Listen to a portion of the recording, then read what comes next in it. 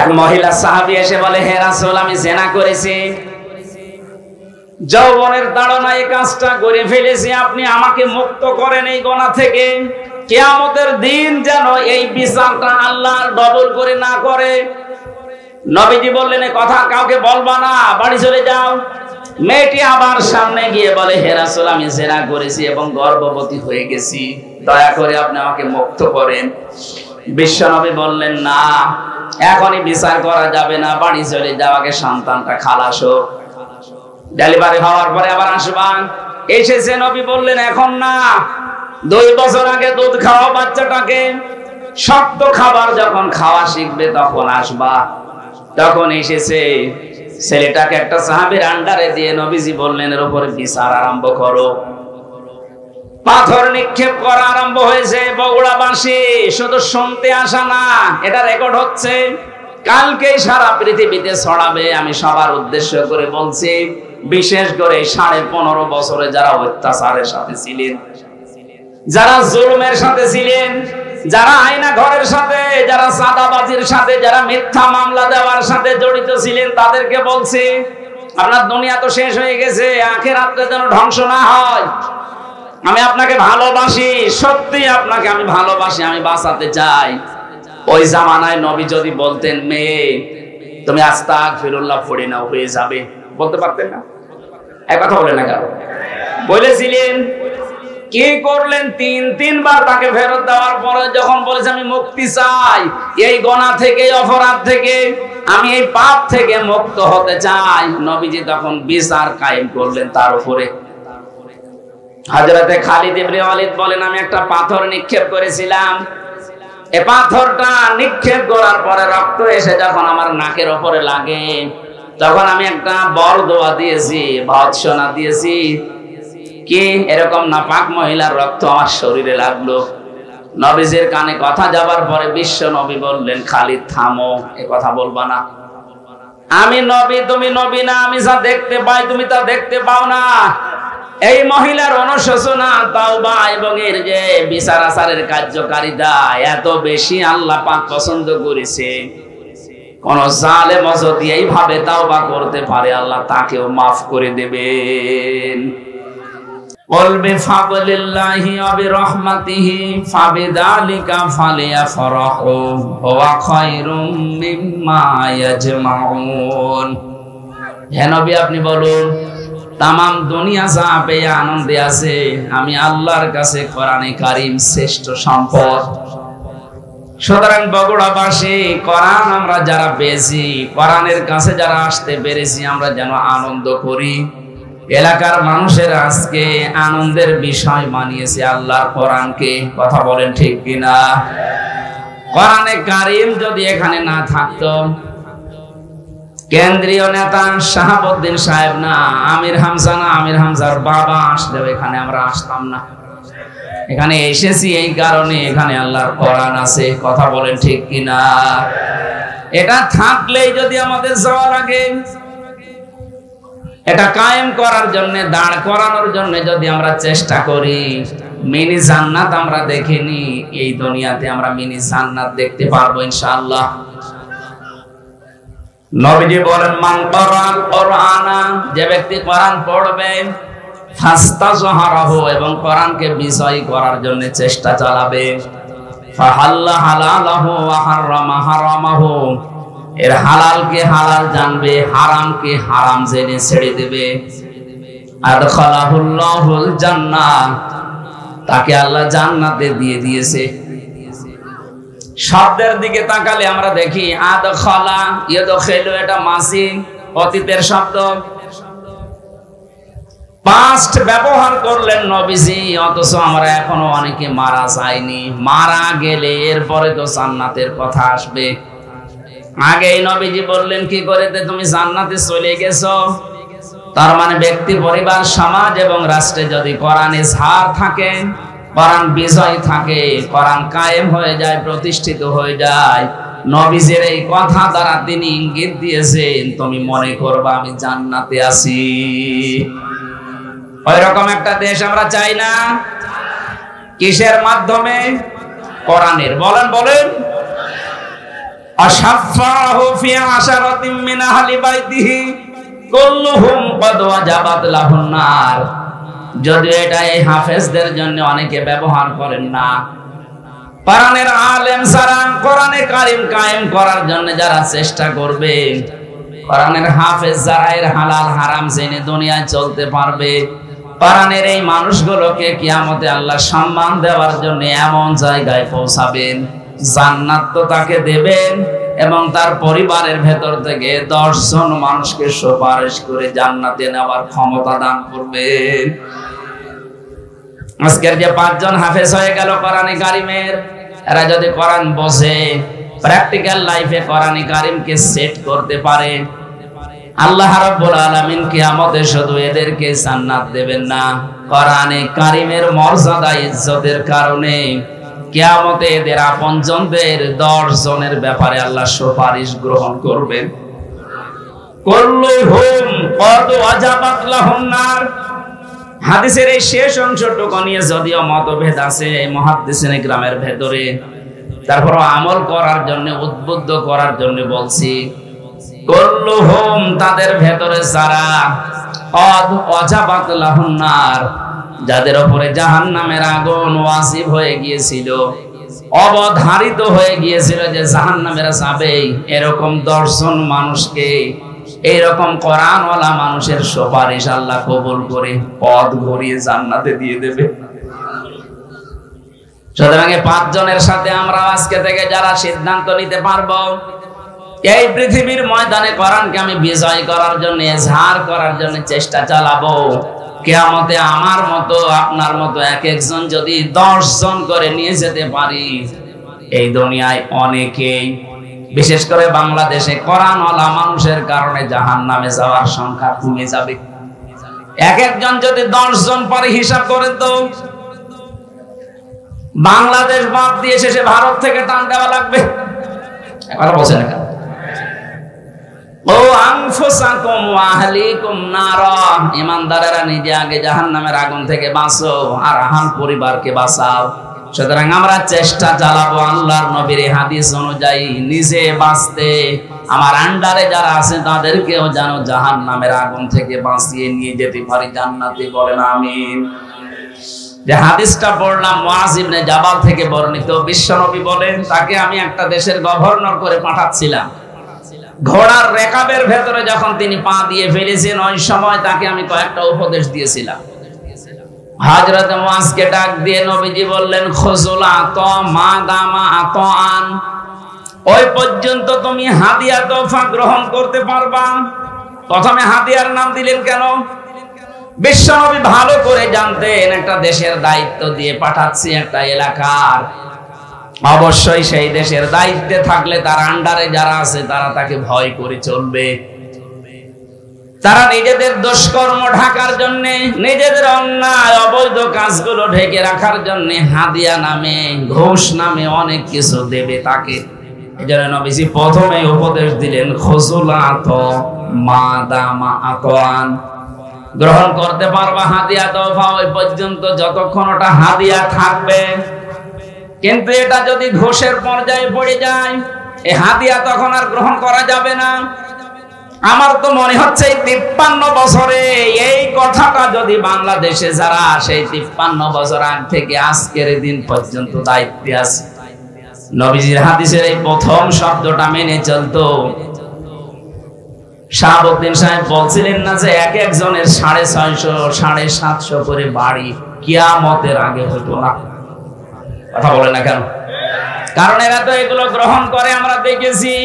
আমাকে জিজ্ঞাসা করে, হুজুর নেব কেন? হাদিয়া। এটা কি হাদিয়া নাকি? আমি কুষ্টিয়ার যে ওসি সাহেবকে পড়াতাম সেই 9 সালে 10 সালের দিকে, দেখলাম ওনার কাছে একবার 2 বাক্স মতো টাকা নিয়ে এসেছে, সব 500 টাকার নোট। ওনারে বলছে, স্যার আমার এই হাদিয়াটা গ্রহণ করেন আর আমার ওই মালগুলো ছেড়ে দেন। আমি তখন ওনাকে পড়াচ্ছিলাম লা তাকুলু আমওয়ালাকুম বাইনাকুম বিল বাতিল, এই ঘোষের আয়াতটা। আমার দিকে তাকিয়ে বলছে, হুজুর নেব। নেবেন মানে? আপনারা পড়ালাম কোন আয়াত? আর ওই দিন আবার পড়েছে আল্লাহর কি ইশারা, ঘোষের আয়াত। আমার বলছে হুজুর এটা ঘোষ না, এটা হাদিয়া। হাদিয়া আপনার সরকার দেয় না, প্রতি মাসে মাসে আপনার তো নির্ধারিত বেতন আছে, এটা হাদিয়া হয় কি করে? এটা ঘোষ। তখন দেখলাম আমার সামনে লোকটাকে গরম দিল, বেটা আমি কোরআন শরীফ পড়ছি আর তুমি ঘোষ দিতে এসেছো। গালিগালাজ করে তাড়িয়ে দিল। পরে নিয়েছে কিনা জানি না। এরকম হাদিয়া যদিও মাসে 5টা পায়, বলে 1 কোটি টাকার হিরোইন ধরা পড়েছে, মাত্র 10 লাখ টাকা ওরানে দিয়ে ওইটা খালাস করে নিয়ে যাবে, এটা হাদিয়া হয়? কথা বলে না কেন? এইরকম হাদিয়া নিয়ে নিয়েই তো সালমান এফ রহমান দরবেশ উপাধি পেয়েছে। তাছাড়া যদি ভ্যান চালকদের মতো পরিশ্রম করে উপায় করা লাগতো 36,000 কোটি টাকা 7টা ব্যাংক থেকে আত্মসাৎ করা কিয়ামতের আগেও সম্ভব হতো না। আপনি চিন্তা করেন তো, একটা মানুষ 36,000 কোটি টাকার মালিক। আমরা কি ঘাস কাটছি এই দেশে? এস আলমের নাম শোনেননি? বাংলাদেশের ইসলামী ব্যাংক থেকে 75,000 কোটি টাকা আত্মসাৎ করেছে। এ দেশটা ফকলা বানিয়ে দিয়েছে। এরপরে ওরা বাইরে বসে বসে এখনো গণগান গায়। আমি আশ্চর্য হয়েছি কয়েকদিন আগে, আজ 3-4 দিন হচ্ছে, যিনি পালিয়ে গেছে উনি বাইরের বিভিন্ন মডেলকে, বিশেষ করে ওনার যে বন্ধু ট্রাম্প, তার একটু নাকি পজিশন একটু ভালো। এখন এ ভালো থাকবে না, কারণ ওর প্রতিদ্বন্দ্বী যে আছে সেটা ওরকম শক্তিশালী। বিভিন্ন দেশে এখন ছড়িয়ে দিচ্ছে যে আমি নির্বাচিত সরকার, আমাকে জনগণ উৎখাত করেছে, এটা আমি মানি না। এত বড় মিথ্যা কথা আপনি বলতে পারবেন? আপনি নির্বাচিত একটা কুকুরকে যদি জিজ্ঞাসা করেন, কুকুরও বলবে না। কথা বলছেন না? আপনি শয়তানকে ডাক দিয়ে বলেন যে উনি কি নির্বাচিত ছিল, শয়তান হা হা করে হাসবে। এ বলে কি? কারণ 154 জন নির্বাচনের আগেই ঘোষণা দিয়ে দিয়েছেন। কথা বলে না কেন? আর এই যে গত ট্রামে আপনি দিনের ভোট রাতে করে ফেলেছেন, আপনি কি করে বলেন যে আমি নির্বাচিত? দিনের ভোট যে রাতে হয়েছে এটার প্রমাণ আমি নিজে, আমার কাছে এক ওসি সাহেব ছিল, হাজতে কারাগারে ছিল, উনি আমারে বলছে হুজুর এই যে নির্বাচনটা গেল, এই সময় আমার দায়িত্ব ছিল ফেনীতে, আমি নিজে আমার দল বল যা আছে এদেরকে নিয়ে রাত 12:30টার পর থেকে ফজরের আযান পর্যন্ত ভোট কাটা আরম্ভ করলাম আল্লাহর নামে। হ্যাঁ, এইভাবে বলিস। আমি ওনার একদিন তাওবার ব্যাখ্যা শোনাচ্ছিলাম যে তাওবা এইভাবে করা লাগে। আমারে তখন বলছে দেখেন তো আমার তাওবাটা হয়েছে কিনা। বলে আমি এইভাবে করলাম 12:30 থেকে একেবারে ফজরের আযান পর্যন্ত আল্লাহর নামে ভোট কেটেছি, বাক্স ভর্তি করে পাঠিয়ে দিলাম। ফজরের আযানের সময় গোসল করে ওযু করে এবার আমি নামাজে দাঁড়ালাম। নামাজ শেষ করার পরে বললাম আস্তাগফিরুল্লাহ, আমারে তাওবা হয়েছে। আমি বললাম স্যার আপনারে তাওবা হয়নি, এটা ভণ্ডামি হয়েছে। কারণ তাওবা করা লাগবে তো ওইভাবে যেভাবে নবীজি শিখিয়েছেন। আপনি অপরাধ করেছেন যার কাছে, স্বীকার করবেন তার কাছে। এই কথা বলেন না কেন? আপনি কি আল্লাহর কাছে অপরাধ করেছেন যে আস্তাগফিরুল্লাহ পড়ছেন? আপনি তো অপরাধ করেছেন আমার মতো হামজার কাছে। একটা এমপি বানাতে 3.5 লাখ 4 লাখ মানুষের রায় লাগে, আর আপনি নিজে নিজে সব দিয়ে দিলেন। সুতরাং আপনি আস্তাগফিরুল্লাহ কাবা শরীফ ধরে পড়লেও আপনারটা হবে না যতদিন এই 4 লাখ মানুষ আপনাকে মাফ না করবে। বাংলাদেশে এই 15.5 বছরে যারা জুলুম, নির্যাতন, অত্যাচার, গুম, খুন, আয়না ঘরের সাথে যারা জড়িত, বিশেষ করে যারা মিথ্যা মামলা দেওয়ার সাথে জড়িত, তাদেরকে বলছি আপনি যদি আজকের দিন থেকে কিয়ামত পর্যন্ত হায়াত পান, আর কিয়ামত পর্যন্ত যদি আস্তাগফিরুল্লাহ আস্তাগফিরুল্লাহ আস্তাগফিরুল্লাহ পড়েন, আপনার মাফ হবে না। আপনার মাফ পাওয়ার একটা পদ্ধতি আছে, আমি বলছি, যদি মানতে পারেন আপনি কিয়ামতে ছাড় পাবেন। আর যদি ওইভাবে চলে না গিয়ে আস্তাগফিরুল্লাহ পড়ে মারা যান, আল্লাহর কসম আপনি মরণের পরে ধরা খাবেন। একটা হাদিস বলছে, কয়েক মিনিটে একটু মিলান তো। আজ বিভিন্ন জায়গায় দেখতে পাচ্ছি এই অপরাধীগুলো যারা 15.5 বছর অপরাধ করেছে, এরা বিভিন্ন জায়গায় গিয়ে বলছে আমারে তাওবা পড়িয়ে দেন, আস্তাগফিরুল্লাহ। আর আমাদের মতো কিছু মানুষও আছে তারা টাকা পয়সা খেয়ে বলছে পড় আস্তাগফিরুল্লাহ। ও মনে করছে হুজুর আমারে আস্তাগফিরুল্লাহ পড়িয়েছে, আমারে মাফ ঠেকায় কে? এক মহিলা সাহাবী এসে বলে, হে রাসূল আমি জিনা করেছি, যৌবনের তাড়নায় এই কাজটা করে ফেলেছি, আপনি আমাকে মুক্ত করেন এই গুনাহ থেকে। কিয়ামতের দিন যেন এই বিচারটা আল্লাহর ডবল করে না করে। নবীজি বললেন এই কথা কাউকে বলবা না, বাড়ি চলে যাও। মেয়েটি আবার সামনে গিয়ে বলে, হে রাসূল আমি জিনা করেছি এবং গর্ভবতী হয়ে গেছি, দয়া করে আপনি আমাকে মুক্ত করেন। বিশ্বনবী বললেন না, এখনই বিচার করা যাবে না, বাড়ি চলে যাও, আগে সন্তানটা খালাস হোক, ডেলিভারি হওয়ার পরে আবার আসবা। এসেছে নবী বললেন এখন না, 2 বছর আগে দুধ খাওয়া বাচ্চাটাকে, শক্ত খাবার যখন খাওয়া শিখবে তখন আসবা। তখন এসেছে, ছেলেটাকে একটা সাহাবীর আন্ডারে দিয়ে নবীজি বললেন এর উপরে বিচার আরম্ভ করো। পাথর নিক্ষেপ করা আরম্ভ হয়েছে। বগুড়াবাসী শুধু শুনতে আসা না, এটা রেকর্ড হচ্ছে, কালকেই সারা পৃথিবীতে ছড়াবে। আমি সবার উদ্দেশ্য করে বলছি, বিশেষ করে 15.5 বছরে যারা অত্যাচারের সাথে ছিলেন, যারা জুলুমের সাথে ছিলেন, যারা আয়না ঘরের সাথে, যারা চাঁদাবাজির সাথে, যারা মিথ্যা মামলা দেওয়ার সাথে জড়িত ছিলেন, তাদেরকে বলছি আপনার দুনিয়া তো শেষ হয়ে গেছে, আখিরাতে যেন ধ্বংস না হয়। আমি আপনাকে ভালোবাসি, সত্যি আপনাকে আমি ভালোবাসি, আমি বাঁচাতে চাই। ওই জামানায় নবী যদি বলতেন মেয়ে তুমি আস্তাগফিরুল্লাহ পড়ে নাও হয়ে যাবে, বলতে পারতেন না? এক কথা বলে না কেন? বলেছিলেন। কি করলেন? 3বার তাকে ফেরত দেওয়ার পরে যখন বলেছে আমি মুক্তি চাই, এই গুনাহ থেকে, অপরাধ থেকে, আমি এই পাপ থেকে মুক্ত হতে চাই, নবীজি তখন বিচার কায়েম করলেন তার উপরে। হযরতে খালিদ ইবনে ওয়ালিদ বলেন আমি একটা পাথর নিক্ষেপ করেছিলাম, এই পাথরটা নিক্ষেপ করার পরে রক্ত এসে যখন আমার নাকের উপরে লাগে, তখন আমি একটা বরদোয়া দিয়েছি, ভৎসনা দিয়েছি, কি এরকম নাপাক মহিলার রক্ত আমার শরীরে লাগলো। নবীজির কানে কথা যাবার পরে বিশ্ব নবী বললেন খালিদ থামো, এ কথা বলবা না। আমি নবী, তুমি নবী না, আমি যা দেখতে পাই তুমি তা দেখতে পাও না। এই মহিলার অনুশোচনা, তাওবা এবং এর যে বিচার আচারের কার্যকারিতা এত বেশি আল্লাহ পাক পছন্দ করেছে, কোন জালেম যদি এইভাবে তাওবা করতে পারে আল্লাহ তাকেও মাফ করে দেবেন। বাংলাদেশের মানুষেরা সবাইকে উদ্দেশ্য করে বলছি, কারণ আমার বংশে সবচাইতে বেশি এই জালেমদের অনুসারী লোক ছিল। 100 জনের 98 জন ছিল ওই দলের। আমি তাদেরকে যেহেতু বাঁচাতে চাই, শুধু আপনাদের বলছি না, সবাইকে উদ্দেশ্য করে বলছি। এখন অনেকে খলস পাল্টিয়ে, কেউ বিএনপি, কেউ জামাত, কেউ ইসলামী আন্দোলনে যোগ দিচ্ছে। খালি যোগ দিয়ে দিলেই হয়ে যাবে আপনার, আপনি আস্তাগফিরুল্লাহ পড়ে আন্দাজে শেষ করলেই হয়ে যাবে না। আপনি তো আল্লাহর কাছে অপরাধ করেননি, আপনি অপরাধ করেছেন হামজার কাছে। এই কথা বলেন না কেন? আপনার মাফ চাওয়া লাগবে হামজার কাছে। আপনি গমের সাথে জড়িত, আপনি খুনের সাথে জড়িত, আপনি আয়না ঘরের সাথে জড়িত, আপনি মিথ্যা মামলা দিয়ে মানুষকে হয়রানি করার সাথে জড়িত। আপনি দোষ আল্লাহর কাছে করেননি, করেছেন আমাদের কাছে। সুতরাং যার যে ক্ষতি করেছেন ওই ক্ষতিপূরণ দেন আগে।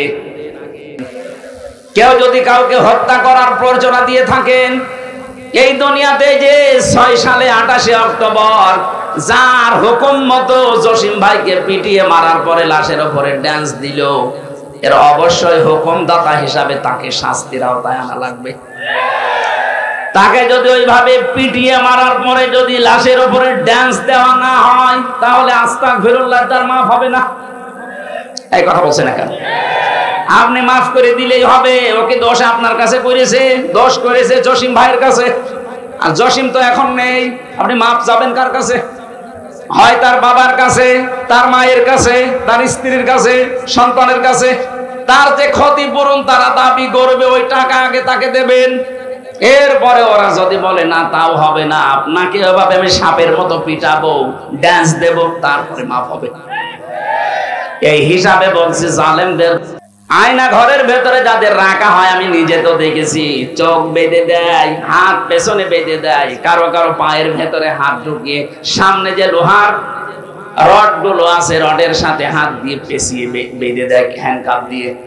একটা মানুষ কয় দিন কয় মাস থাকতে পারে, অথচ মানুষটা আছে 8 বছর। আমি 14 বছরের মানুষও পেয়েছি। বিভিন্ন দেওয়ালে লেখা দেখতাম আমাকে যাওয়ার সময়, মোবাইল নাম্বার দিয়ে নিচে লিখে দিয়েছে, ভাই যদি বাইরে যেতে পারেন একটু বলবেন যে আমি বেঁচে আছি। আপনার কাছে কি খেলাধুলা মনে হচ্ছে না?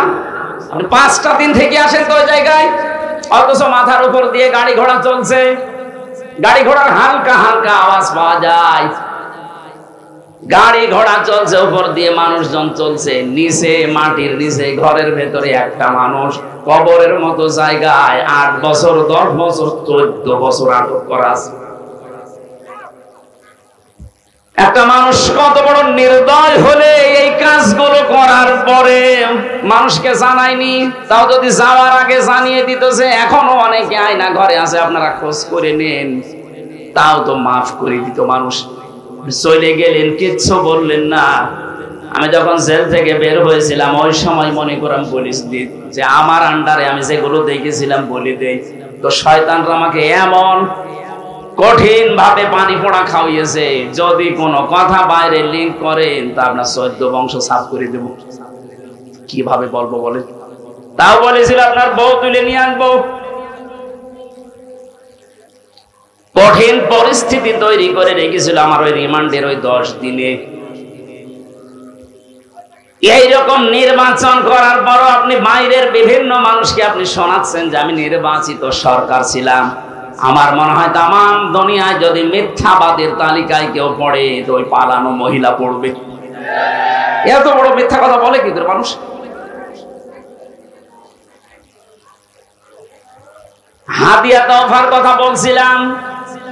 আজ যারা দায়িত্বে আছেন সবাইকে আহ্বান জানাচ্ছি, আপনি হাদিয়া তওফা গ্রহণ করবেন ওই পর্যন্ত যতক্ষণ ওটা হাদিয়া থাকে। হাদিয়ার পরিবর্তে যদি ঘুষ এ শব্দটা আসে, আমিরে জামাত ডাক্তার শফিকুর রহমান ঘোষণা দিয়েছে, ইসলাম যদি দেশে আসে আমাদেরকে আল্লাহ যদি কবুল করে জনগণের জন্য ঘুষ কেউ চাইলে তার হাত ভেঙে দেওয়া হবে। আমরা তো এইরকম একটা দেশই চাই। এই কথা বলেন না কেন? ঘুষ চাইলে কি ভেঙে দেওয়া লাগবে? ফায়দা সরা রিশওয়াতান ফিদ্দিন ফালা তাখুযুহু, তোমরা গ্রহণ করবা না। অলাস্তুম বিতারিকিহি ইয়ামনাকুমুল ফাকরা ওয়াল হাজা। কিন্তু নবীজি বলেন আমার আফসোস, আমার কেমন যেন লাগে, কারণ এমন সময় আসবে, এমন পরিস্থিতি তৈরি করে দেবে পৃথিবী, তখন তোমরা ঘুষ নিতে বাধ্য হবে। সেই পরিবেশ এই 53 বছরে ছিল। এই কথা বলে না কেন? পরিবেশটা এমনই বানিয়ে দিয়েছে, বেতন পায় 32,000 টাকা, বাসা ভাড়া 55,000 টাকা, তো করবে কি? এই কথা বলছে না কেন? আমি যে ওসি সাহেবরে পড়াতাম ওই সময় ওনার বেতন নাকি 32 ছিল 9 সালে। আর অথচ ওনার বউ ছেলে আর মেয়ে 3 জন ঢাকা ধানমন্ডি যে বাসা নিয়ে থাকে ওই বাসাটার ভাড়ায় 55,000 টাকা। আমার একদিন কথায় কথায় বলছিল, বললাম স্যার আপনার বেতন দিয়ে তো বাসা ভাড়াও হওয়ার কথা না, চলেন কি করে? আল্লাহ চালায়। কি আশ্চর্য! আর বেতন দিয়ে বাসা ভাড়াও পৌঁছে না, অথচ আল্লাহ চালাচ্ছে। এই যে ইয়ামনাকুমুল ফাকরা ওয়াল হাজা, তোমাদের প্রয়োজন এবং আনুষঙ্গিক বিষয়গুলো তোমাদেরকে বাধ্য করবে এই ঘুষ খেতে, হাদিয়া নাম দিয়ে। আলা ইন্না রাহাল ইসলামি দায়রাতুন, সাবধান, ইসলামের কাঁটা কিন্তু ঘুরতেই থাকবে, ইসলামের পাখা ঘুরতেই থাকবে। ফাদুরু মাআল কিতাবি হাইসু দার, উম্মতেরা যদি আমার এই কথা তোমাদের কান পর্যন্ত যায় তাহলে তোমরা দুনিয়াতে কিতাবের সাথে থাকবে। কিসের সাথে? আরো জোরে বলেন, আলা ইন্না রিহাল ইসলামি দায়রাতুন ফাদুরু মাআল কিতাবি হাইসু দার, আলা ইন্নাল কিতাবা ওয়াস সুলতানা লা ইফতারিকান। রেকর্ড হচ্ছে বলে এই জন্য বলছি, নবীজি বলেন অতি শীঘ্রই এমন জামানা দুনিয়াতে আসবে আমার উম্মতের ভেতরে হাজারো মানুষ এই কথা বলবে কোরআন শরীফ আর রাজ্য রাজনীতি আলাদা। এখন বলছে না 15.5 বছরের বেশি বলেছে যে কোরআন শরীফ আর রাজনীতি আলাদা। এই কথা বলছেন না কেন? এই কথা বলেছে না? নবীজি বলেন এই কথা যারা বলে আলা ইন্নাল কিতাবা ওয়াস সুলতানা লা ইফতারিকান, যে কোরআন শরীফ আর রাজ্য রাজনীতি এটা আলাদা জিনিস। ফালা তুফারিকুল কিতাব, তোমরা কখনো কিতাব থেকে রাজনীতিকে আলাদা করবা না। আর এইটাই বাংলাদেশ জামাত ইসলামী চায়। হাজারো আলেম এই দেশে আছে কিতাব পড়ে কিন্তু রাজনীতি করে না। এই হাদিস তারা কোথায় ফেলবে বলেন? আমি আশা করছি হাদিসের যতটুকু ব্যাখ্যা বলেছি বাস্তবতায় আপনি মেলাতে পেরেছেন। আমাদের একটা সামনে তাফসীর লিখে দিয়েছেন, আমরা তাফসীর করার জন্য বসেছি। আমরা এই হাদিসের এতটুকু অংশ বলার পরে বাদ দিয়ে দিলাম। আল্লাহ আমাদেরকে এতটুকু আমল করার তৌফিক দাও, বলেন আমিন। সূরা হুজুরাত থেকে 15 নম্বর আয়াত পড়েছি। আজকের আলোচনার বিষয় হচ্ছে সন্দেহ। এই সন্দেহ, এই শব্দটা আমাদের ভেতরে বাসা বেঁধেছে। এই জন্য এখনো পর্যন্ত অনেকে ইসলাম বাংলাদেশে কায়েম হোক এটা মনে প্রাণে চাচ্ছে না, অথচ একটা ইমানদার দাবি করছে। এই সন্দেহ যেন দূর হয় সেই জন্য আমি আজকের এই আয়াত পড়লাম। সূরা হুজুরাতের আয়াত নাম্বার 15। আল্লাহ রাব্বুল আলামিন বলেন ইন্নামাল মুমিনুনাল্লাযীনা আমানু বিল্লাহি ওয়া রাসূলিহি সুম্মা লাম ইয়ারতাবু। আমি আল্লাহর দৃষ্টিতে এই পৃথিবীতে মুমিন বলা হয় ওই লোকটাকে যে লোকটা আমি আল্লাহর উপরে ঈমান আনে, বিশ্বাস করে। ও বগুড়াবাসী জবান যাদের আছে একবারে বলবেন তো আমরা ঈমান এনেছি না ঈমান পেয়েছি? হ্যাঁ, আমরা কেউ এখানে ঈমান আনি না, সব আমরা ঈমান পেয়েছি। সাহাবায়ে কেরাম ঈমান পেয়েছিলেন না এনেছিলেন? হ্যাঁ, তারা ঈমান এনেছিলেন। এই জন্য এটা টিকিয়ে রাখার জন্য জীবন দিয়ে দিয়েছে হযরতে বেলাল, তারপরে ঈমান ছাড়েনি। আমরা যেহেতু ঈমান আনি না, ঈমান পেয়েছি। বাবা মা দাদা এরা মুসলমান ছিল, ওই সূত্রে আমরাও মুসলমান। অনেকেই তো এই দেশে ধারণা এইটা যে আমি মুসলমান না, কে বলেছে? আমার আগা কাটা আছে। এই কথা বলছে না কেন? আরে ভাই, আপনাকে শুধু আগা কেটে মুসলমান বানিয়ে দিলে যদি আপনি মুসলমান দাবি করেন তাহলে ছাগল কি? ছাগল মুসলমান না? এই সমস্ত অনুষ্ঠানগুলো আজ অনেকে ইবাদত মনে করে পালন করছে যে ছেলের মুসলমানি দেওয়া হবে। এই নিয়ম বগুড়ায় আছে কিনা আমি জানি না। ছেলের বয়স 20 বছর, তাগড়া ছেলে, কি গো চাচা মুসলমানি দেন না? দেব কি করে? আমারও টাকা নেই, ওরও টাকা নেই। একটা ছেলে মুসলমানি দিতে কয় টাকা লাগে? নাকি এলাকায় মুসলমানি দেওয়া বন্ধ হয়ে গেছে? হ্যাঁ, কত টাকা লাগে? 500 টাকা দিলে গোড়া থেকে কেটে বাদ দিয়ে দেবে। 500 টাকা 200 টাকা দিলে আগা কেটে দিচ্ছে, আর বছর 500 টাকা লাগে।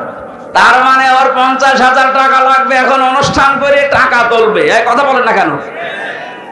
শেষে এনজিওর কাছে, ব্যারাকের কাছে, ব্যাংকের কাছে লোন নিয়ে 50,000 টাকা খরচ করছে। 20 বছরের ছেলে মুসলমানি, 2 দিন মাইকিং করছে আমার ছেলের মুসলমান। লোকজন আসেও ঠিক, খাবারও খায়, টাকা পয়সা দেয়। শেষে দেখা যায় আরো 50,000 টাকা লাভ হয়ে গেছে। সকালে 4 দোকানে বসে বসে গোপে হাসতেছে। কি গো চাচা এত খুশি? বলছে বাবাজি জানতাম না যে ব্যবসায় এত লাভ, মনে হচ্ছে মুসলমানি আমি আর একবার এই মুসলমান হয়েছি আমরা। সাহাবায়ে কেরাম ঈমান এনেছিলেন না ঈমান পেয়েছিলেন? আমরা কি করব? ঈমান আনবো না ঈমান পাবো? ঈমান আনতে হবে। আল্লাহর দৃষ্টিতে ওই মানুষগুলো এই বাংলাদেশে ঈমানদার যে মানুষগুলো সত্যি আল্লাহর উপরে ঈমান পেয়েছে না এনেছে? বলেন বলেন।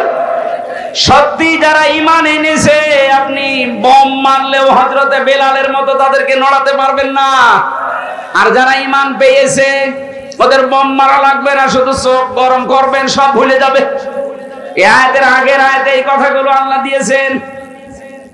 قالت الأعراب না, আমার ওইটা বিষয় না। আমি যে মূল শিক্ষাটা দিতে চাই, আমরা যারা ঈমান পেয়েছি তাদের এই মুখের কাছে থাকে, খুব জোরে জোরে আমরা বলতে থাকি, যেই একটু কিছু হাওয়া বাতাস আসে তখন আমরা ভুলে যাই। কিন্তু ঈমান যারা সত্যি এনেছে এদেরকে আপনি বোম মারার পরও এদেরকে ছড়াতে পারবেন না। আর এই প্রকার মানুষ ছিল বাংলাদেশে মাত্র 100 জনের 15 জন। আগস্টের 5 তারিখের পর থেকে আজকের এই দিনের জরিপ বের হচ্ছে, আপনি তাকান ইন্টারনেটের দিকে।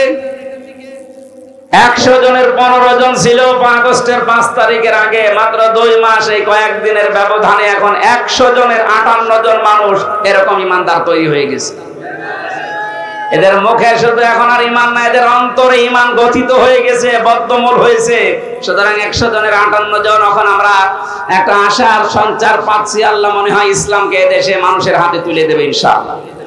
যারা ঈমান এনেছে তাদের হাতে, ঈমান যারা পেয়েছে তাদের হাতে না। আর রাসূলের উপরে যারা বিশ্বাস করে যে আল্লাহকে সেজদা দেওয়া হয় না দেখে বছরের পর বছর, যে রাসূলকে আপনি রাসূল হিসাবে, নেতা হিসাবে মেনে নিচ্ছেন, এই 2 জনের কথা মতো যদি আপনি চলতে চান, কোন জায়গায় যেন সন্দেহ করা না হয়। ফাম্মালাম ইয়ারতাবু, এই পৃথিবীতে বহু মানুষ এই সন্দেহে থাকার কারণে, এই দোদুল্যমান অবস্থায় থাকার কারণে 53 বছর পিছিয়ে গেল এই দেশটাতে ইসলাম কায়েম হবে। আল্লাহর কথা আমাদের ওইভাবে বিশ্বাস হয় না। এই জালেমদের কথা যেভাবে আমরা বিশ্বাস করেছিলাম, আল্লাহর কথা যদি ওইভাবে বিশ্বাস করতাম, আল্লাহ পাক জানিয়েছেন ফামান তাবিআ হুদায়া ফালা খাউফুন আলাইহিম ওয়ালা হুম ইয়াহজানুন। বলেন আল্লাহু আকবার। আমি যে হেদায়েত পাঠালাম সর্বশেষ, যেটা তার নাম কোরআন শরীফ, এই কোরআনে কারীম যদি তোমরা অনুসরণ করতে পারো, আনুগত্য করে চলতে পারো, আমি আল্লাহ কথা দিলাম, গ্যারান্টি দিলাম, কোনো ভয় থাকবে না, কোনো চিন্তাও তোমাদের করা লাগবে না। পৃথিবীতে মানুষ যে সমস্ত জিনিসের ভয় পায়, এগুলোর গ্যারান্টি আল্লাহ কোরআনে কারীম বিজয়ী কায়েম করার মাধ্যমে দিয়েছেন। সুতরাং এটা যতদিন কায়েম না হবে ততদিন এই ভয় কাটবে না। কথা বলে না কেন? এটা আমাদের জীবনের একমাত্র কাজ বানিয়ে নেওয়া লাগবে। এখন থেকে যতদিন বেঁচে আছি, আমার জীবনের প্রথম কাজ এইটা, কি করে কোরআনে কারীমকে এই দেশে বিজয় করা যায়। নামাজ পড়ি যে বিশ্বাস নিয়ে, রোজা রাখি যে বিশ্বাস নিয়ে, হজ করে আসি যে বিশ্বাস নিয়ে, এই বিশ্বাস নিয়ে যদি কোরআনে কারীম কায়েম করব, এগিয়ে যেতে পারি, 96% মুসলমান এই দেশে, বেশি দিন সময় লাগার কথা না আল্লাহর এই কথা বাস্তবায়ন হতে। কথা বলেন ঠিক কিনা? আমাদের সন্দেহ যাদের আছে এই সমস্ত বিষয়গুলো নিয়ে আমরা দূর করে ফেলি। এটা মনে হয় শুধু মসজিদ চালাতে পারে, এটা শুধু মাদ্রাসা চালাতে পারে, এটা বিচার ব্যবস্থা চালাতে পারে না, এই বিশ্বাসের ভেতরে অনেকের সন্দেহ। আল্লাহ বলেন যারা সত্যিকারের ঈমানদার, এই মানুষগুলো সন্দেহ করে না। এ কোরআন দিয়ে যদি মসজিদ চলতে পারে, এটা দিয়ে কোর্টও চলতে পারে। কথা বলে না কেন? মসজিদ চলার কারণে, তারপরও কোরআন দিয়ে এখন তো মসজিদ চলে না। কোরআনে কারীম দিয়ে মসজিদ যতটুকু চলে বাংলাদেশে, এতটুকুর কারণে আমরা দেখি এই দেশে কোন মসজিদের ভেতরে কেউ মদ খায় না, কেউ বিড়ি খায় না। কথা বলেন না কেন? আপনি বিশ্বাস করতে পারেন, আমি আল্লাহর দিকে তাকিয়ে বলছি, মসজিদের কয়েক, এই যে 4 দেওয়ালের মাঝে যদি কোরআনের কিছু নিয়ম নীতি থাকার কারণে এখানে মদ না চলে, গাঁজা না চলে, বাবা না চলে, বিড়ি না চলে, যদি আপনার নেশাও লাগে তো আপনি খেতে পারেন না। কোরআনে কারীমকে 56,000 বর্গ মাইলে দাঁড় করিয়ে দেন, ওরা পরিবেশটা আল্লাহ মসজিদ বানিয়ে দেবে। তখন আপনার বিড়ির নেশা হলেও বিড়ি খেতে মন চাবে না, তখন আপনার বাবা খেতে মন চাইলেও বাবা খাওয়ার মতো মন তৈরি হবে না, কারণ পরিবেশ আপনাকে বাধ্য করবে। কথা বলে ঠিক কিনা? আমরা এইটা চাই, এর ভেতরে কোনো সন্দেহ পোষণ করা যাবে না। আল্লাহর কিতাব দিয়ে যদি আমার পরিবার চলতে পারে, সমাজ চলতে পারে, ব্যাংকও চলতে পারবে। অনেক মানুষের ধারণা এতদিন যে টাকা ছেড়ে রাখলাম টাকা আসবে, এটা কি বন্ধ হয়ে যাবে? নাকি এলাকায় এই সিস্টেম নেই? এই যে টাকা ছেড়ে রাখে 1000, প্রতি মাসে মাসে 200 টাকা করে লাভ পায়, এটা যে সুদ, আপনি জানার পরও যদি এর সাথে নিমজ্জিত থাকেন, জড়িয়ে থাকেন, আপনি মায়ের সাথে জেনা করছেন। এক কথা বলেন না কেন? এই অবস্থার সাথে জড়িত আছেন কারা? যারা টাকা ছেড়ে রাখে, টাকা আসে, হাত তোলেন তো দেখি। ও আমার ভুল হয়ে গেল, এই এলাকায় সব নেই এগুলো। কালকে যেখানে ছিলাম দিনাজপুরে, এই কাহারোল, এই জায়গায় দেখলাম আছে কিছু মানুষ হাত তুলে বলছে হ্যাঁ আমরা এই কাজ করি। আমি বললাম এগুলো ছেড়ে দেওয়া লাগে, ওরা কথা দিয়েছে এলাকায় যখন নেই এখানে আর বলি করবো না। যদি কেউ এগুলো করে থাকেন আজকে তাওবা করার মাধ্যমে ফিরে আসবেন, আপনার যত টাকা লস হয় হোক, কারণ ওইটা করে আপনি মায়ের সাথে কেবল জেনা করে আসলেন। বলেন নাউজুবিল্লাহ। এই কাজ কোন মুসলিম করতে পারে? এটা ঘৃণার বিষয় না? বাবার সাথে আপনার মায়ের বিয়ে হয়েছে আর আপনি নিজে জেনা করে আসলেন, কিছু মনেই করে না অনেকে, অথচ নামাজ পড়ে, রোজা রাখে, হজ করে আসে, সুদের টাকা ছেড়ে দিয়েছে, একেবারে 180 মাইল বেগে খাচ্ছে। কুষ্টিয়ার বড় বাজারে এক বাটপার পেয়েছিলাম, নামাজি, জিকির করছে, দেখলাম সুবহানাল্লাহ সুবহানাল্লাহ। কি চাচা সারাদিন বসে জিকির করেন, আপনার কোনো কাজ কাম নেই? এই শহরে থাকতে হলে তো কাজ করা লাগে। আমারে বলছে বাবাজি আমার কাজ নেই, তবে আমি একটা বুদ্ধি চালিয়ে যাচ্ছি। আমার বাবার জমি ছিল এই শহরে, ওইটা বিক্রি করে ব্যাংকে রেখে দিয়েছি। প্রতি মাসে মাসে ওখান থেকে 60,000 টাকা আসে, ওই টাকা তুলি খাই আর আমি আল্লাহ আল্লাহ করি। তো সুদ হবে, কবিরা গুনাহ, আমি জানি সুদ খেলে কবিরা গুনাহ হয়, আমি জানি। এই জন্য টাকা আমার নামে না, টাকা তোমার শাশির নামে। কত বড় বাটপা! গুনাহ যদি হয় তোমার শাশির হবে, আমার কোনো সমস্যা নেই। এরপরেও যদি 2-1টা গুনাহ চলে আসে, এই যে জিকির করি, নামাজ পড়ি, নামাজের সওয়াব, জিকিরের সওয়াব আর ওই যে টাকার সওয়াব কাটাকাটি, মাঝখানে জান্নাতে যাব পাও। এই ধান্দায় যারা আছেন নামাজও পড়েন আবার টাকাও ছেড়ে রেখেছেন, মনে করছেন নামাজ দিয়ে এটা কাটাকাটি হয়ে যাবে, না, আপনার নামাজ হবে না। কারণ নামাজ যদি আপনাকে সুদ থেকে বিরত রাখতে না পারে, ওই নামাজ নামাজ না। এই কথা বলেন না কেন? ইন্নাস সালাতা তানহা আনিল ফাহশাই ওয়াল মুনকার, অবশ্যই নামাজ নামাজিকে অন্যায় অবৈধ কাজ থেকে ফিরিয়ে রাখবে। যদি রাখতে না পারে আপনি বিশ্বাস করেন আপনার নামাজ হচ্ছে না। আল্লাহর দৃষ্টিতে মুমিন হওয়ার জন্য শর্ত দিয়েছেন আল্লাহ আর একটা, সন্দেহ তো করা যাবেই না আল্লাহ রাসূলের উপরে বিশ্বাস আনার পরে তাদের বিধানের উপরে। অজাহাদু বিআমওয়ালিহিম ওয়া আনফুসিহিম ফি সাবিলিল্লাহ। দুনিয়ায় যতদিন জীবন আছে আমার, জান আর মাল আল্লাহ যতটুকু আমার আন্ডারে দিয়েছে, এটা আমি এই দুনিয়াতে আল্লাহর রাস্তায় তার বিধানকে প্রতিষ্ঠা করার জন্য চেষ্টা চালিয়েই যাব। উলাইকা হুমুস সাদিকুন, এরাই হচ্ছে সত্যনিষ্ঠ। আল্লাহর দৃষ্টিতে এরাই তাদের ঈমানের দাবিতে সত্যবাদী। আস্তাগফিরুল্লাহ। ও মনে করছে হুজুর আমারে আস্তাগফিরুল্লাহ পড়িয়েছে, আমারে মাফ ঠেকায় কে?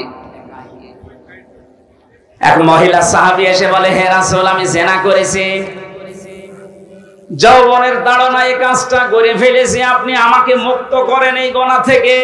কিয়ামতের দিন যেন এই বিচারটা আল্লাহর ডবল করে না করে। নবীজি বললেন এই কথা কাউকে বলবা না, বাড়ি চলে যাও। মেয়েটি আবার সামনে গিয়ে বলে, হে রাসূল আমি জিনা করেছি এবং গর্ভবতী হয়ে গেছি, দয়া করে আপনি আমাকে মুক্ত করেন। বিশ্বনবী বললেন না, এখনই বিচার করা যাবে না, বাড়ি চলে যাও, আগে সন্তানটা খালাস হোক, ডেলিভারি হওয়ার পরে আবার আসবা। এসেছে নবী বললেন এখন না, 2 বছর আগে দুধ খাওয়া বাচ্চাটাকে, শক্ত খাবার যখন খাওয়া শিখবে তখন আসবা। তখন এসেছে, ছেলেটাকে একটা সাহাবীর আন্ডারে দিয়ে নবীজি বললেন এর উপরে বিচার আরম্ভ করো। পাথর নিক্ষেপ করা আরম্ভ হয়েছে। বগুড়া বাসী শুধু শুনতে আসা না, এটা রেকর্ড হচ্ছে, কালকেই সারা পৃথিবীতে ছড়াবে। আমি সবার উদ্দেশ্য করে বলছি, বিশেষ করে 15.5 বছরে যারা অত্যাচারের সাথে ছিলেন, যারা জুলুমের সাথে ছিলেন, যারা আয়না ঘরের সাথে, যারা চাঁদাবাজির সাথে, যারা মিথ্যা মামলা দেওয়ার সাথে জড়িত ছিলেন, তাদেরকে বলছি আপনার দুনিয়া তো শেষ হয়ে গেছে, আখিরাতে যেন ধ্বংস না হয়। আমি আপনাকে ভালোবাসি, সত্যি আপনাকে আমি ভালোবাসি, আমি বাঁচাতে চাই। ওই জামানায় নবী যদি বলতেন মেয়ে তুমি আস্তাগফিরুল্লাহ পড়ে নাও হয়ে যাবে, বলতে পারতেন না? এক কথা বলে না কেন? বলেছিলেন। কি করলেন? তিনবার তাকে ফেরত দেওয়ার পরে যখন বলেছে আমি মুক্তি চাই, এই গুনাহ থেকে, অপরাধ থেকে, আমি এই পাপ থেকে মুক্ত হতে চাই, নবীজি তখন বিচার কায়েম করলেন তার উপরে। হযরতে খালিদ ইবনে ওয়ালিদ বলেন আমি একটা পাথর নিক্ষেপ করেছিলাম, এই পাথরটা নিক্ষেপ করার পরে রক্ত এসে যখন আমার নাকের উপরে লাগে, তখন আমি একটা বড় দোয়া দিয়েছি, ভৎসনা দিয়েছি, কি এরকম নাপাক মহিলার রক্ত আমার শরীরে লাগলো। নবীজির কানে কথা যাবার পরে বিশ্ব নবী বললেন খালিদ থামো, এ কথা বলবা না। আমি নবী, তুমি নবী না, আমি যা দেখতে পাই তুমি তা দেখতে পাও না। এই মহিলার অনুশোচনা, তাওবা এবং এর যে বিচার আচারের কার্যকারিতা এত বেশি আল্লাহ পাক পছন্দ করেছে, কোন জালেম যদি এইভাবে তাওবা করতে পারে আল্লাহ তাকেও মাফ করে দেবেন। قل بفضل الله وبرحمته فبذلك فليفرحوا هو خير مما يجمعون। হে নবী আপনি বলুন তামাম দুনিয়া যা পেয়ে আনন্দে আছে, আমি আল্লাহর কাছে কোরআনে কারীম শ্রেষ্ঠ সম্পদ। সুতরাং বগুড়াবাসী, কোরআন আমরা যারা পেয়েছি, কোরআনের কাছে যারা আসতে পেরেছি, আমরা যেন আনন্দ করি। এলাকার মানুষের আজকে আনন্দের বিষয় মানিয়েছে আল্লাহর কোরআনকে, কথা বলেন ঠিক কিনা? কোরআনে কারীম যদি এখানে না থাকতো, কেন্দ্রীয় নেতা শাহাবুদ্দিন সাহেব না, আমির হামজা না, আমির হামজার বাবা আসলেও এখানে আমরা আসতাম না।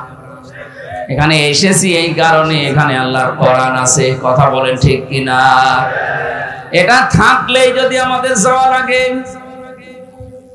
এটা কায়েম করার জন্য, দাঁড় করানোর জন্য যদি আমরা চেষ্টা করি, মিনি জান্নাত আমরা দেখিনি, এই দুনিয়াতে আমরা মিনি জান্নাত দেখতে পারবো ইনশাআল্লাহ। নবীজি বলেন মান ক্বারাআল কুরআনা, যে ব্যক্তি কোরআন পড়বে, ফাস্তাজহারাহু, এবং কোরআনকে বিজয় করার জন্য চেষ্টা চালাবে, ফাহাল্লা হালালাহু ওয়া হারামা হারামাহু, এর হালালকে হালাল জানবে, হারামকে হারাম জেনে ছেড়ে দেবে, আদখালাহুল্লাহুল জান্নাহ, তাকে আল্লাহ জান্নাতে দিয়ে দিয়েছে। শব্দের দিকে তাকালে আমরা দেখি আদখালা, ইয়াদখিলু, এটা মাজি, অতীতের শব্দ। পাস্ট ব্যবহার করলেন নবীজি, অথচ আমরা এখনো অনেকে মারা যায়নি। মারা গেলে এরপরে তো জান্নাতের কথা আসবে। আগেই নবীজি বললেন কি করে তুমি জান্নাতে চলে গেছো, তার মানে ব্যক্তি, পরিবার, সমাজ এবং রাষ্ট্রে যদি কোরআনে ঝাড় থাকে, কোরআন বিজয় থাকে, কোরআন কায়েম হয়ে যায়, প্রতিষ্ঠিত হয়ে যায়, নবীজির এই কথা দ্বারা তিনি ইঙ্গিত দিয়েছেন তুমি মনে করবা আমি জান্নাতে আছি। ওই রকম একটা দেশ আমরা চাই না। কিসের মাধ্যমে? কোরআনের। বলেন বলেন। আশাফাহু ফি আশারাতিন মিন আহলি বাইতিহি কুল্লুহুম ক্বাদ ওয়াজাবাত লাহুন নার। যদি এটা এই হাফেজদের জন্য অনেকে ব্যবহার করেন না, কোরআনের আলেম যারা কোরআনে কারীম কায়েম করার জন্য যারা চেষ্টা করবে, কোরআনের হাফেজ যারা এর হালাল হারাম জেনে দুনিয়ায় চলতে পারবে, কোরআনের এই মানুষগুলোকে কিয়ামতে আল্লাহ সম্মান দেওয়ার জন্য এমন জায়গায় পৌঁছাবেন, জান্নাত তো তাকে দেবেন এবং তার পরিবারের ভেতর থেকে 10 জন মানুষকে সুপারিশ করে জান্নাতে নেওয়ার ক্ষমতা দান করবেন। আজকের যে 5 জন হাফেজ হয়ে গেল কোরআনে কারীমের, এরা যদি কোরআন বোঝে, প্র্যাকটিক্যাল লাইফে কোরআনে কারীমকে সেট করতে পারে, আল্লাহ রাব্বুল আলামিন কিয়ামতে শুধু এদেরকে জান্নাত দেবেন না, কোরআনে কারীমের মর্যাদা ইজ্জতের কারণে কিয়ামতে এদের আপনজনদের 10 জনের ব্যাপারে আল্লাহ সুপারিশ গ্রহণ করবেন। কুল্লুহুম ক্বাদ ওয়াজাবাত লাহুন নার। হাদিসের এই শেষ অংশটুকু নিয়ে যদিও মতভেদ আছে মুহাদ্দিসিনে গ্রামের ভেতরে, তারপর আমল করার জন্য, উদ্বুদ্ধ করার জন্য বলছি, কুল্লুহুম, তাদের ভেতরে যারা ওয়াজাবাত লাহুন নার, যাদের উপরে জাহান্নামের আগুন ওয়াজিব হয়ে গিয়েছিল, অবধারিত হয়ে গিয়েছিল যে জাহান্নামের যাবেই, এরকম 10 জন মানুষকে এইরকম কোরআনওয়ালা মানুষের সুপারিশ আল্লাহ কবুল করে পথ ঘুরিয়ে জান্নাতে দিয়ে দেবে। সুতরাং 5 জনের সাথে আমরা আজকে থেকে যারা সিদ্ধান্ত নিতে পারবো এই পৃথিবীর ময়দানে কোরআনকে আমি বিজয় করার জন্য, এজহার করার জন্য চেষ্টা চালাবো, কিয়ামতে আমার মতো আপনার মতো এক একজন যদি 10 জন করে নিয়ে যেতে পারি, এই দুনিয়ায় অনেকেই, বিশেষ করে বাংলাদেশে কোরআনওয়ালা মানুষের কারণে জাহান্নামে যাওয়ার সংখ্যা কমে যাবে। এক একজন যদি 10 জন পরে হিসাব করেন তো বাংলাদেশ বাদ দিয়ে শেষে ভারত থেকে টান দেওয়া লাগবে। একবার বলছেন না কেন? ও আনফুসাকুম ওয়া আহলিকুম নারা, ঈমানদারেরা নিজে আগে জাহান্নামের আগুন থেকে বাঁচো আর আহল পরিবারকে বাঁচাও। সুতরাং আমরা চেষ্টা চালাবো আল্লাহর নবীর হাদিস অনুযায়ী নিজে বাঁচতে, আমার আন্ডারে যারা আছে তাদেরকেও যেন জাহান্নামের আগুন থেকে বাঁচিয়ে নিয়ে যেতে পারি জান্নাতে। বলেন আমিন। যে হাদিসটা পড়লাম মুআয ইবনে জাবাল থেকে বর্ণিত, বিশ্বনবী বলেন তাকে আমি একটা দেশের গভর্নর করে পাঠাচ্ছিলাম। ঘোড়ার রেকাবের ভেতরে যখন তিনি পা দিয়ে ফেলেছেন, ওই সময় তাকে আমি কয়েকটা উপদেশ দিয়েছিলাম। হযরত মুআযকে ডাক দিয়ে নবীজি বললেন, খুযুলা তো মা দামা আতান, ওই পর্যন্ত তুমি হাদিয়া তোফা গ্রহণ করতে পারবা। প্রথমে হাদিয়ার নাম দিলেন কেন? বিশ্বনবী ভালো করে জানতেন একটা দেশের দায়িত্ব দিয়ে পাঠাচ্ছি একটা এলাকার, অবশ্যই সেই দেশের দায়িত্বে থাকলে তার আন্ডারে যারা আছে তারা তাকে ভয় করে চলবে। তারা নিজেদের দুষ্কর্ম ঢাকার জন্য, নিজেদের অন্যায় অবৈধ কাজগুলো ঢেকে রাখার জন্য হাদিয়া নামে, ঘুষ নামে অনেক কিছু দেবে তাকে। এজন্য নবীজি প্রথমে উপদেশ দিলেন, খুযুলাত মা দামা আতান, গ্রহণ করতে পারবা হাদিয়া তোফা ওই পর্যন্ত যতক্ষণ ওটা হাদিয়া থাকবে। কিন্তু এটা যদি ঘুষের পর্যায়ে পড়ে যায়, এই হাদিয়া তখন আর গ্রহণ করা যাবে না। আমার তো মনে হচ্ছে এই 53 বছরে এই কথাটা যদি বাংলাদেশে যারা সেই 53 বছর আগ থেকে আজকের দিন পর্যন্ত দায়িত্বে আছে, নবীজির হাদিসের এই প্রথম শব্দটা মেনে চলতো, শাহাবুদ্দিন সাহেব বলছিলেন না যে এক একজনের 650 750 করে বাড়ি কিয়ামতের আগে হতো না? কথা বলে না কেন? কারণ এরা তো এগুলো গ্রহণ করে, আমরা দেখেছি। আমাকে জিজ্ঞাসা করে, হুজুর নেব কেন? হাদিয়া। এটা কি হাদিয়া নাকি? আমি কুষ্টিয়ার যে ওসি সাহেবকে পড়াতাম সেই 9 সালে 10 সালের দিকে, দেখলাম ওনার কাছে একবার 2 বাক্স মতো টাকা নিয়ে এসেছে, সব 500 টাকার নোট। ওনারে বলছে, স্যার আমার এই হাদিয়াটা গ্রহণ করেন আর আমার ওই মালগুলো ছেড়ে দেন। আমি তখন ওনাকে পড়াচ্ছিলাম লা তাকুলু আমওয়ালাকুম বাইনাকুম বিল বাতিল, এই ঘোষের আয়াতটা। আমার দিকে তাকিয়ে বলছে, হুজুর নেব। নেবেন মানে? আপনারা পড়ালাম কোন আয়াত? আর ওই দিন আবার পড়েছে আল্লাহর কি ইশারা, ঘোষের আয়াত। আমার বলছে, হুজুর এটা ঘোষ না, এটা হাদিয়া। হাদিয়া আপনারা সরকার দেয় না? প্রতি মাসে মাসে আপনার তো নির্ধারিত বেতন আছে, এটা হাদিয়া হয় কি করে? এটা ঘোষ। তখন দেখলাম আমার সামনে লোকটাকে গরম দিল, বেটা আমি কোরআন শরীফ পড়ছি আর তুমি ঘোষ দিতে এসেছো। গালিগালাজ করে তাড়িয়ে দিল। পরে নিয়েছে কিনা জানি না। এরকম হাদিয়া যদিও মাসে 5টা পায়, বলে 1 কোটি টাকার হিরোইন ধরা পড়েছে, মাত্র 10 লাখ টাকা ওরানে দিয়ে ওইটা খালাস করে নিয়ে যাবে, এটা হাদিয়া হয়? কথা বলে না কেন? এইরকম হাদিয়া নিয়েই তো সালমান এফ রহমান দরবেশ উপাধি পেয়েছে। তাছাড়া যদি ভ্যান চালকদের মতো পরিশ্রম করে উপায় করা লাগতো, 36,000 কোটি টাকা 7টা ব্যাংক থেকে আত্মসাৎ করা কিয়ামতের আগেও সম্ভব হতো না। আপনি চিন্তা করেন তো, একটা মানুষ 36,000 কোটি টাকার মালিক। আমরা কি ঘাস কাটছি এই দেশে? এস আলমের নাম শোনেননি? বাংলাদেশের ইসলামী ব্যাংক থেকে ৭৫,০০০ কোটি টাকা আত্মসাৎ করেছে। এ দেশটা ফোকলা বানিয়ে দিয়েছে।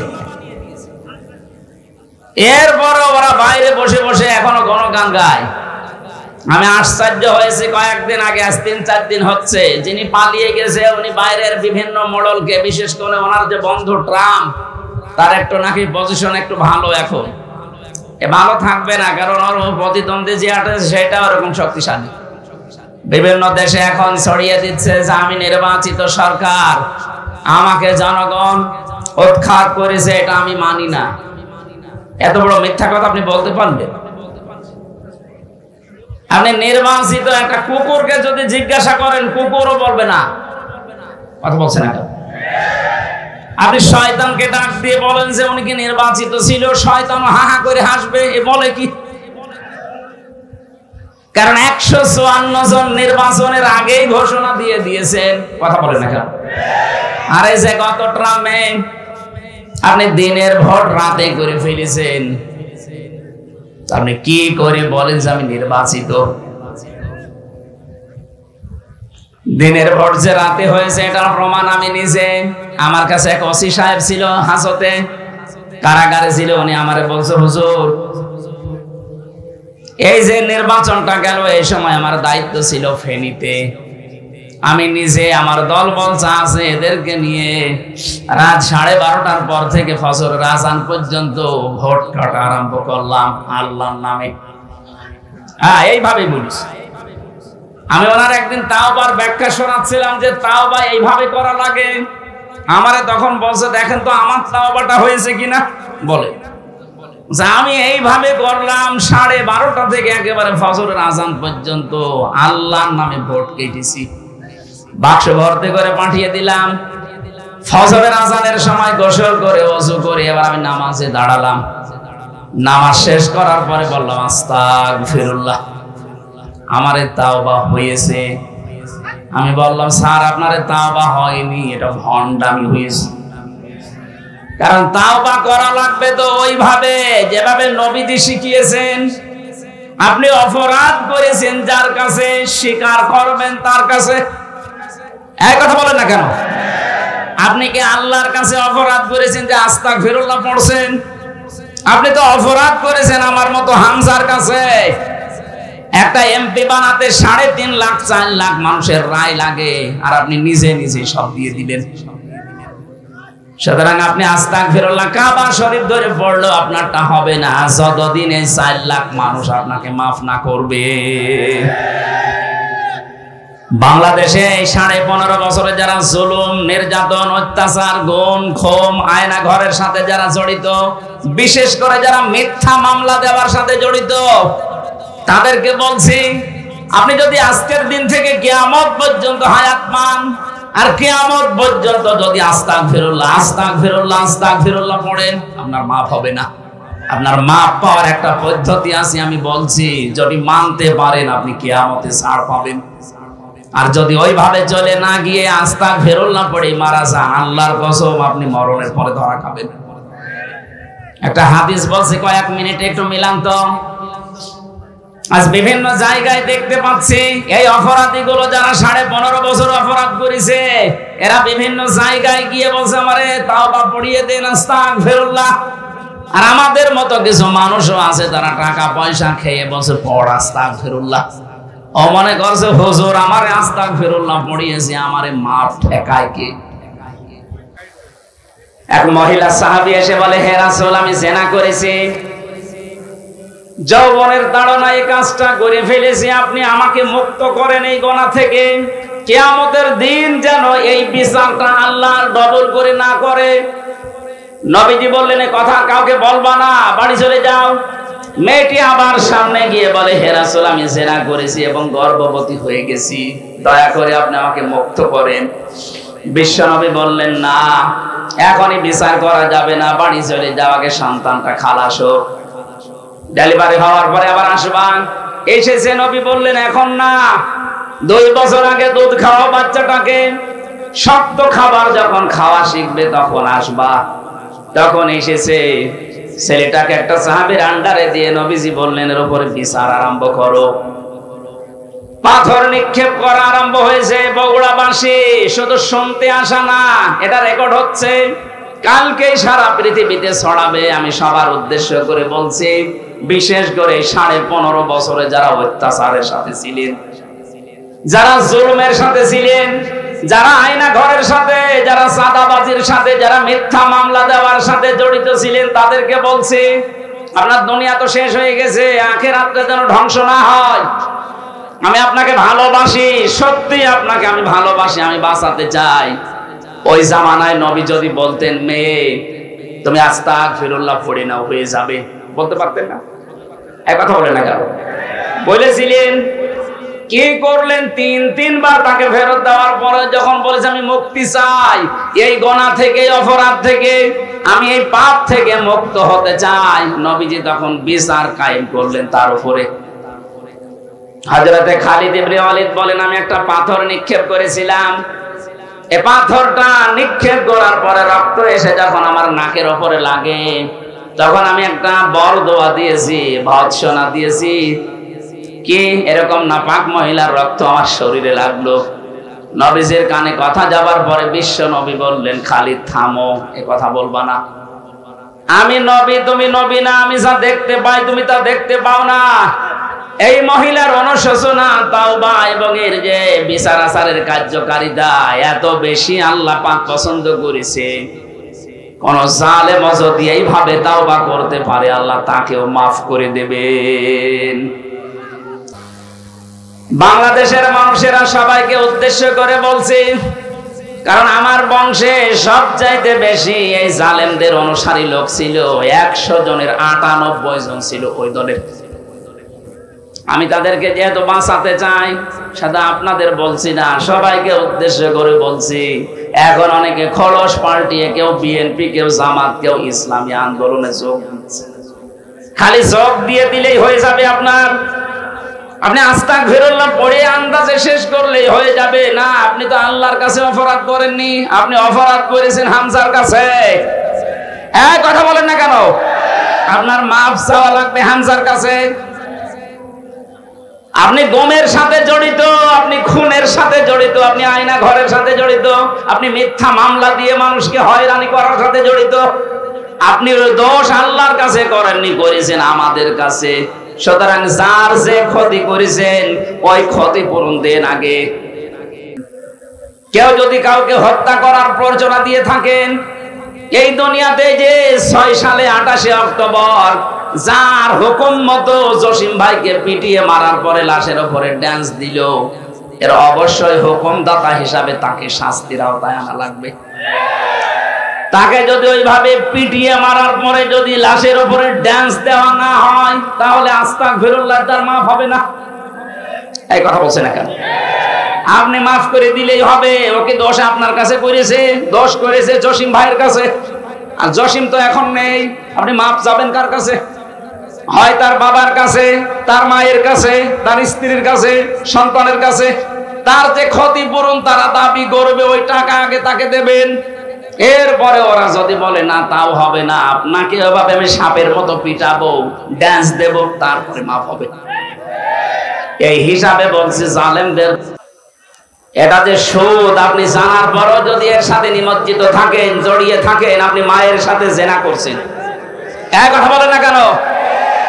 এই অবস্থার সাথে জড়িত আছেন কারা? যারা টাকা ছেড়ে রাখে, টাকা আসে, হাত তোলেন তো দেখি। ও আমার ভুল হয়ে গেল, এই এলাকায় সব নেই এগুলো। কালকে যেখানে ছিলাম দিনাজপুরে, এই কাহারোল, এই জায়গায় দেখলাম আছে। কিছু মানুষ হাত তুলে বলছে হ্যাঁ আমরা এই কাজ করি। আমি বললাম এগুলো ছেড়ে দেওয়া লাগবে। ওরা কথা দিয়েছে এলাকায় যখন নেই, এখানে আর বলি করবো না। যদি কেউ এগুলো করে থাকেন, আজকে তাওবা করার মাধ্যমে ফিরে আসবেন। আপনার যত টাকা লস হয় হোক, কারণ ওইটা করে আপনি মায়ের সাথে কেবল জেনা করে আসলেন। বলেন নাউজুবিল্লাহ। এই কাজ কোন মুসলিম করতে পারে? এটা ঘৃণার বিষয় না?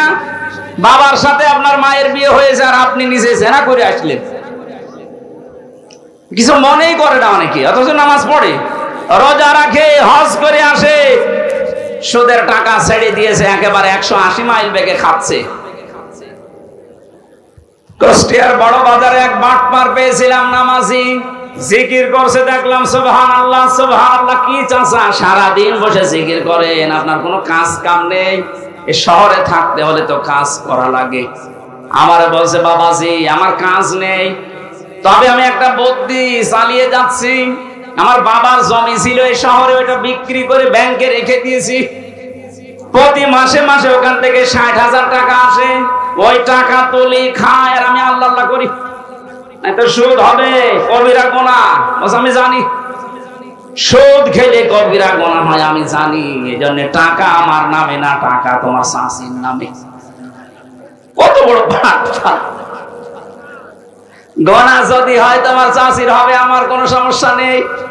এরপরেও যদি দু একটা গোনা চলে আসে, এই যে জিকির করি, নামাজ পড়ি, নামাজের সওয়াব, জিকিরের সওয়াব আর ওই যে টাকার সওয়াব কাটাকাটি, মাঝখানে জান্নাতে যাব পাও। এই ধান্দায় যারা আছেন নামাজও পড়েন আবার টাকাও ছেড়ে রেখেছেন, মনে করছেন নামাজ দিয়ে এটা কাটাকাটি হয়ে যাবে। না, আপনার নামাজ হবে না। কারণ নামাজ যদি আপনাকে সুদ থেকে বিরত রাখতে না পারে, ওই নামাজ নামাজ না। এই কথা বলেন না কেন? ইন্নাস সালাতা তানহা আনিল ফাহশাই ওয়াল মুনকার। অবশ্যই নামাজ নামাজিকে অন্যায় অবৈধ কাজ থেকে ফিরিয়ে রাখবে। যদি রাখতে না পারে, আপনি বিশ্বাস করেন আপনার নামাজ হচ্ছে না। আল্লাহর দৃষ্টিতে মুমিন হওয়ার জন্য শর্ত দিয়েছেন আল্লাহ আর একটা, সন্দেহ তো করা যাবেই না আল্লাহ রাসূলের উপরে বিশ্বাস আনার পরে তাদের বিধানের উপরে। অজাহাদু বিআমওয়ালিহিম ওয়া আনফুসিহিম ফি সাবিলিল্লাহ। দুনিয়ায় যতদিন জীবন আছে আমার, জান আর মাল আল্লাহ যতটুকু আমার আন্ডারে দিয়েছে, এটা আমি এই দুনিয়াতে আল্লাহর রাস্তায় তার বিধানকে প্রতিষ্ঠা করার জন্য চেষ্টা চালিয়েই যাব। উলাইকা হুমুস সাদিকুন, এরাই হচ্ছে সত্যনিষ্ঠ। আল্লাহর দৃষ্টিতে এরাই তাদের ঈমানের দাবিতে সত্যবাদী। আল্লাহ আয়াতটা আমি সহ যারা এসেছি আমাদের প্রত্যেকের জীবনে সেট করে দাও, বলেন আমিন। আল্লাহুম্মা আমিন। লা ইলাহা ইল্লা আনতা সুবহানাকা ইন্নী কুনতু মিনাজ জালিমিন। আল্লাহ তাআলা এখনই মাগরিবের আযান দেবে।